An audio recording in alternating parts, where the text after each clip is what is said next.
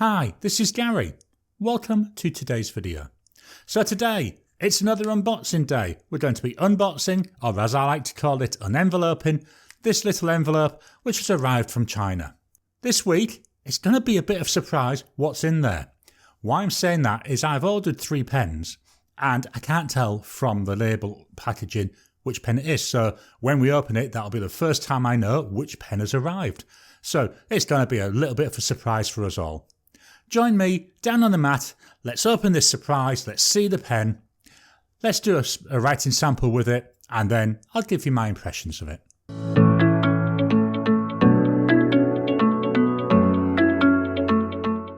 So here we are, down on the mat, it's mystery package time. I know I've done quite a few unboxing videos, but I've got to be honest, I'm really looking forward to this one because I truly am not certain which pen has been received.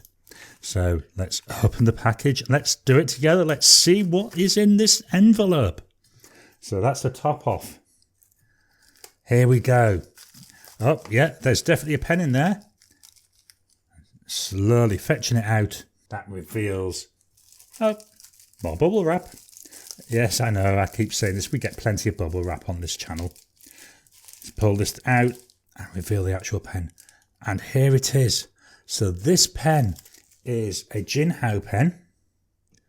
It's a model 992 and it's in transparent coffee. Now I want to point out something about this pen. It's so expensive. It was $2.40 Australian.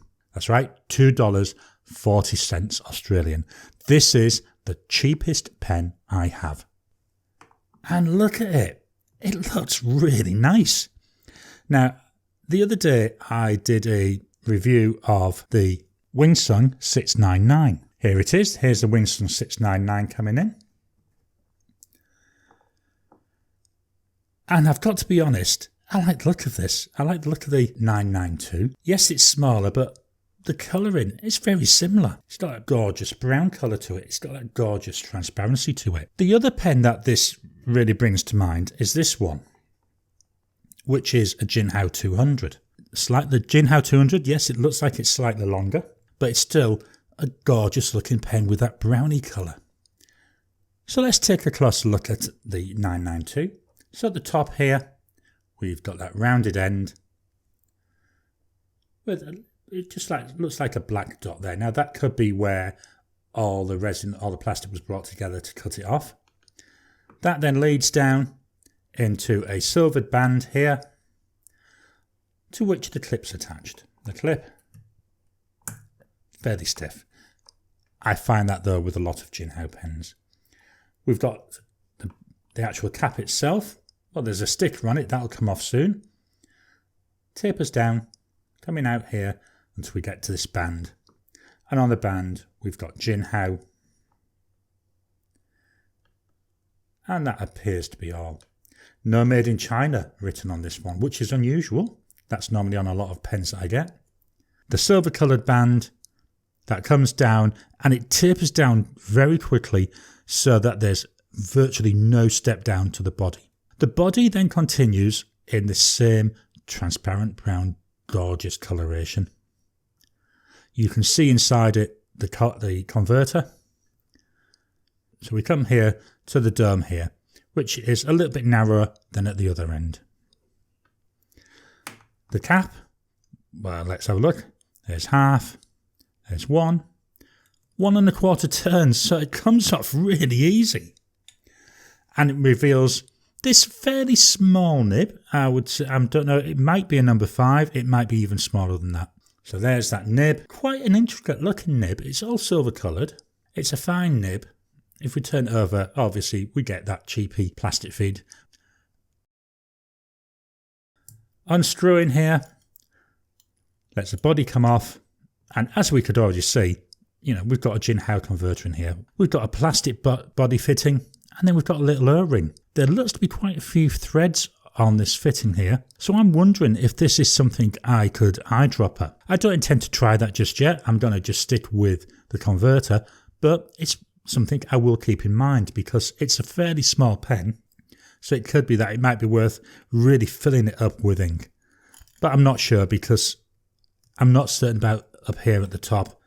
It could be that this isn't properly sealed on, but as I say, it's something worth thinking about. Let's put that cap back on. So I'm going to step away from the desk now. I'm going to go and give this a quick wipe out. Once I've rinsed it through, we'll come back, we'll look at the ink, then we'll do a writing sample. So here we are back. Pen's been cleaned out, it's ready to go. The ink I'm going to use, it's this gorgeous dark brown. This is Robert Oster Aussie Brown. I really like the look of this ink, and given that the nib is fine, I think a dark ink is going to be a better performing ink in this. When we fetch the pen on top of the ink, it actually looks like quite a nice match. So I think again this ink is going to really help to fetch out the colour characteristic of this pen. So let's get rid of the card. We're going to use the koala to hold the bottle. So here's our ink. So this is Robert Oster Aussie Brown. The converter's all the way down, ready to go. So in we go.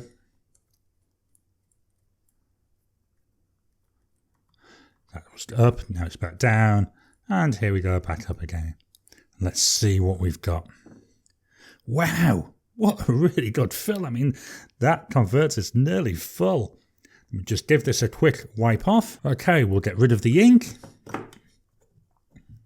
Now let's fetch in the trusty notepad. So this is my notepad of choice. This is by Oxford. It uses the optic white paper, which is a really nice, bright, fountain pen friendly paper. It's time to write. So we have here a Jinhao 992 with a fine nib. Now, already, I don't know if you can see now, the pen is very short in my hand and it's not comfortable to write with like this. So I'm going to post it. Now, I usually try to use unposted pens. This is not one that I can use unposted. I have the same issue with the Jinhao 200. So it's not just an issue with this pen, it's just that I've got larger hands and I find small pens uncomfortable unposted. So the pattern is called Transparent Coffee. I don't know why I thought it was transparent brown, but now that I've just checked my notes, it's transparent coffee. The ink is Robert Oster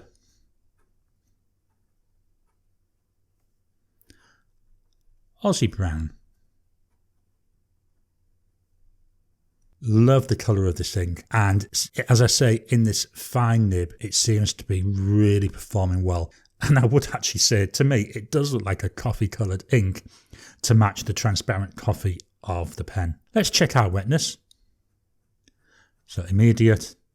That's what I expect really from a fine nib and a Robert Oster ink. I'll leave it for 10 seconds. Drying out quite nicely, 30 seconds.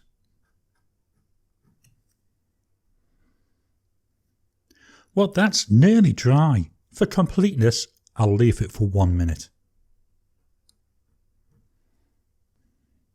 There, after a minute, that's bone dry. This is, by the look of it, a fine nib with a gorgeous ink that you could use for taking notes with, because at 30 seconds, you're not going to have many issues with it taking too long to dry. For my last writing sample, I'm going to move the mic close to the paper so you can hear it write.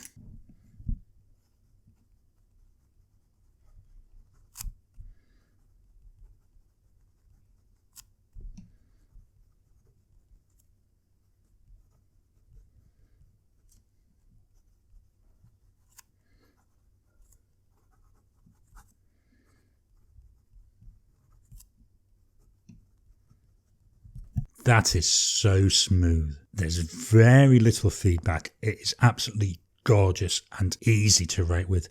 It's just like it's gliding over the paper. Remember, $2.40. That's what this pen cost. Now, before I go any further, I'm going to fetch in the cap, because an issue I've just had, the silver ring came off the cap when I just put it down. So that's something to bear in mind. Got to remember though, what did I pay for it? Now that just screws on. Something I need to bear in mind though in the future. So let's pop that away. This is a absolutely gorgeous looking pen. It's a dirt cheap pen, I've got to be honest. If we look at our writing, You know, I had no issues with writing. I had no burping. I had no hard starts. I had no skipping. We're getting this gorgeous shading coming out. You know, we've got this gorgeous colouring coming through.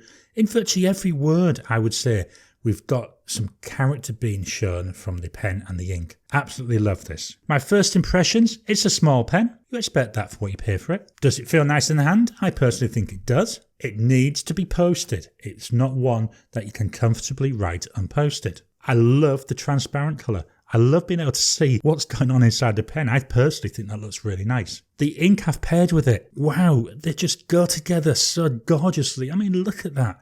That's so nice to look at. And I know I keep saying this, it was $2.40.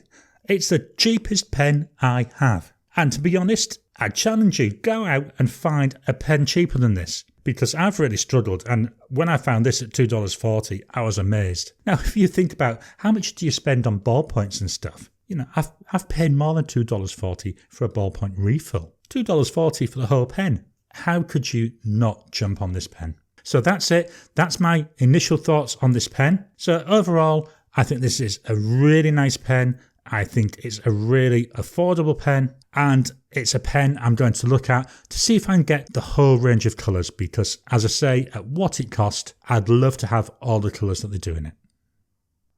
So I hope you've enjoyed today's video. If you have, please hit that like button. Please share this among as many people as you can. Every time you like, every time you share, it helps the YouTube algorithm. Well, now we know what the pen is. Do you have this pen? How about inks? Are there any inks you think it might be worth me trying in there? I'd love to get your comments down below. Let's have a real conversation and let's get to know this pen and the inks that can be used in it. If you haven't already, please subscribe to my channel so that you can get new videos as I release them. I'll talk to you again soon.